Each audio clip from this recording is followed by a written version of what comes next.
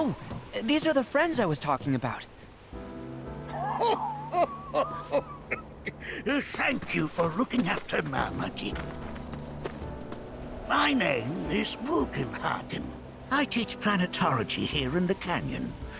One could say I know a thing or two about our world. A thing or two? I doubt there's a thing or two you don't know about it. Well, it might seem that way to a child like yourself.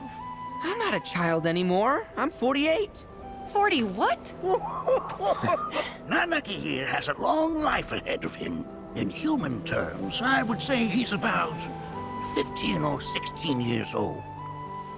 That's more than old enough. I can protect our Veil and everyone in it. Which is more than I can say for my good-for-nothing father.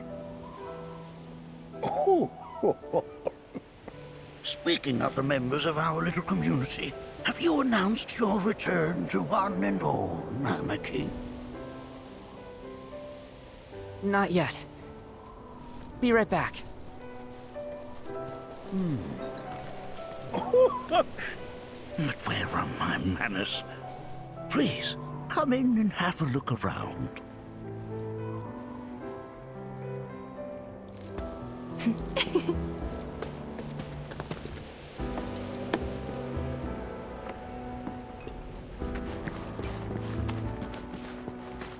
If we've anything to fear, it is not our fellow man, nor any creature big or small, with whom we share our home.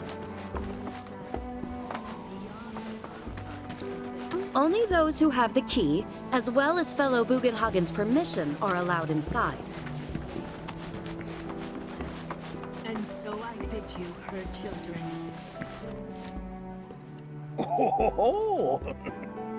Have my devices. They are essential to my studies of the planet.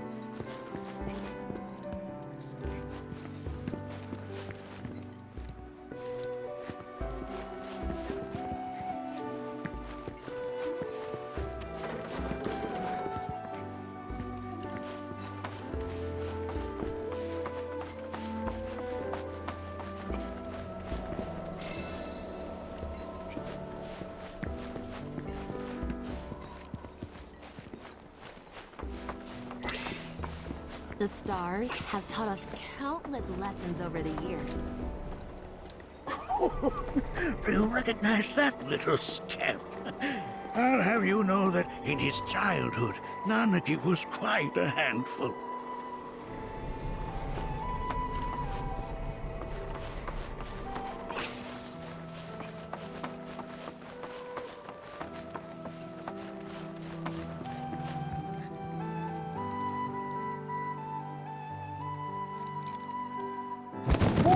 Whoa! Those devices are testing the pull of gravity.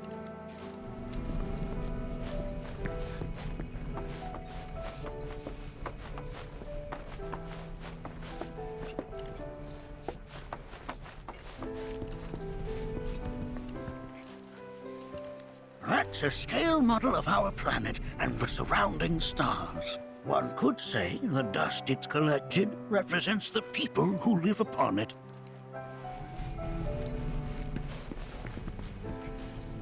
I never thought you could become even more enchanting.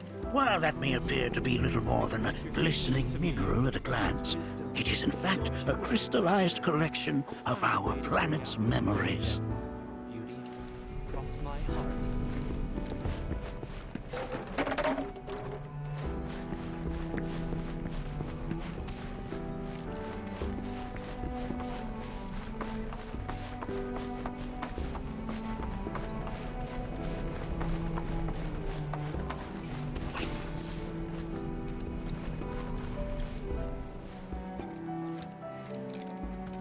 That is one of the first Mako detectors ever built.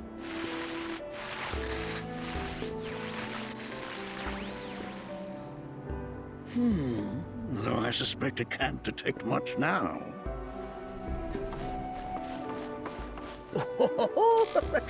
Let's not be hasty.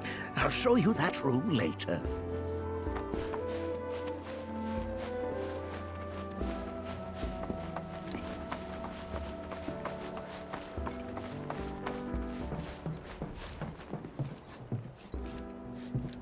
That right there is a type of a current generator.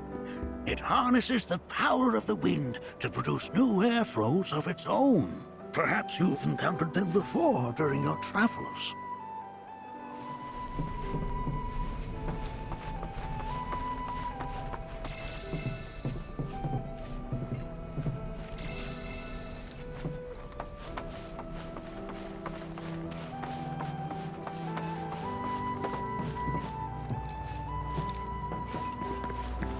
The lights we observe here have traveled to us from the far reaches of time and space. Is to gaze into their past. The planet connects us, one and all, for everything exists through her. But that's just how we're wired.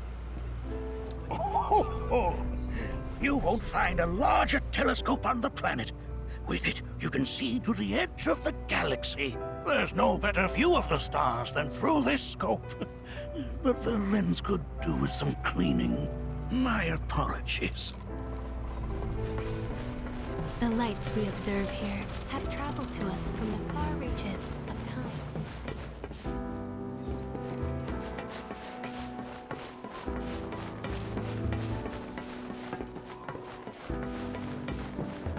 How we're wired. Humans can't help but fixate on the past, on what used to be.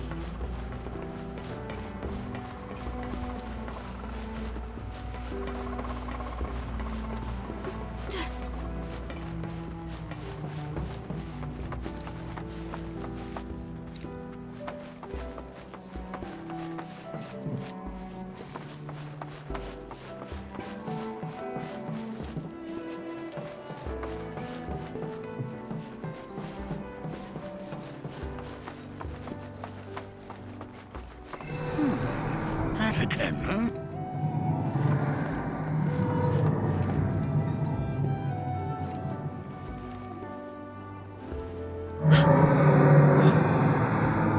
That's... The planet crying out.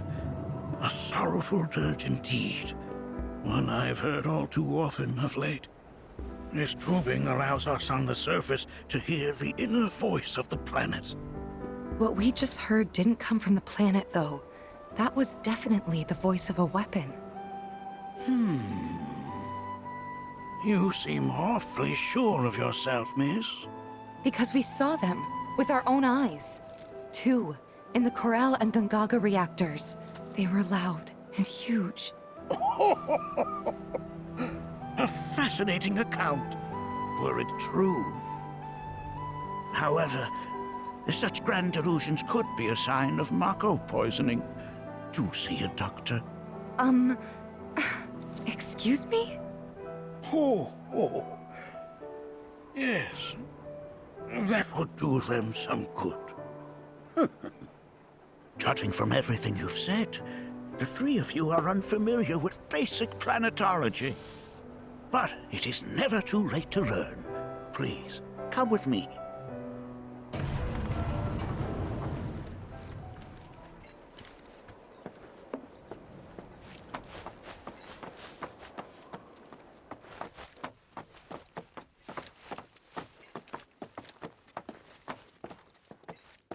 I present to you our planetarium. While the Shinra building features the latest iteration, this particular one is my original design. Now then, without further ado,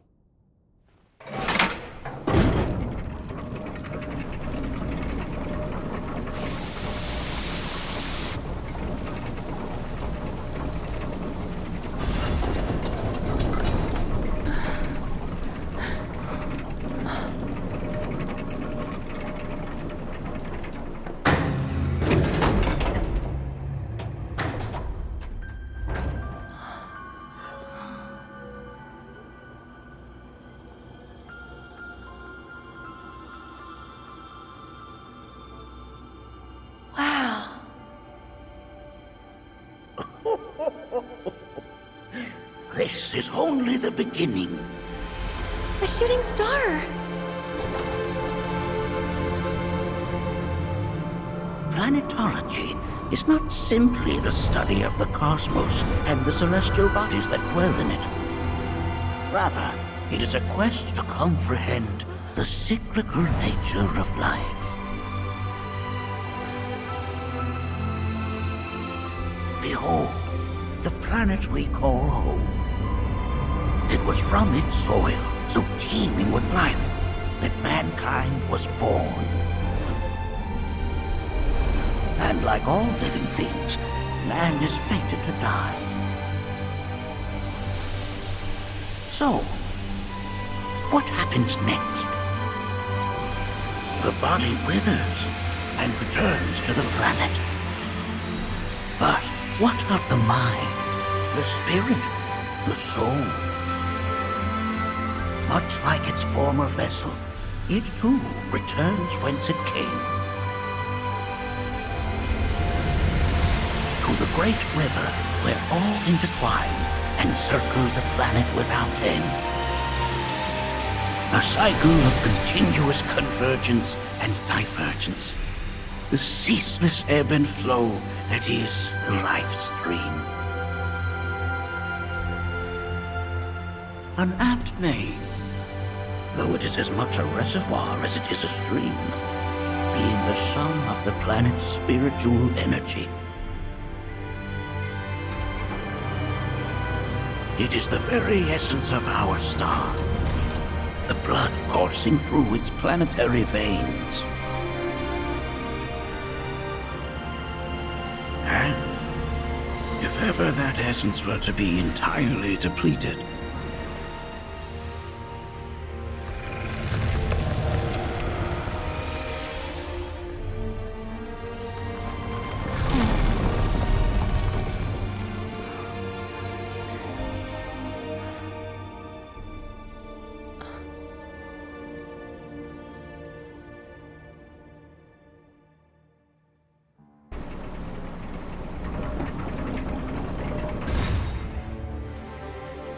of course, these are but basic principles of planetology. So you're saying that Mako is spiritual energy, which we're using up? Just so. Siphoned from the planet and processed for industry, that energy can no longer fulfill its true purpose.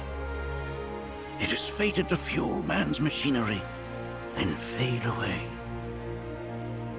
Okay, but does it actually fade away? I mean, what if it doesn't? What if it just returns to the life stream in a different form? Is that possible? A novel theory, suggestive of a lack of understanding. However, that can be overcome with time and education.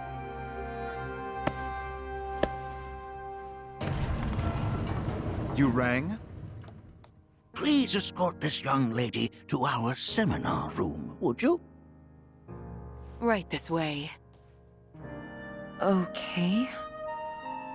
Hey, can I come?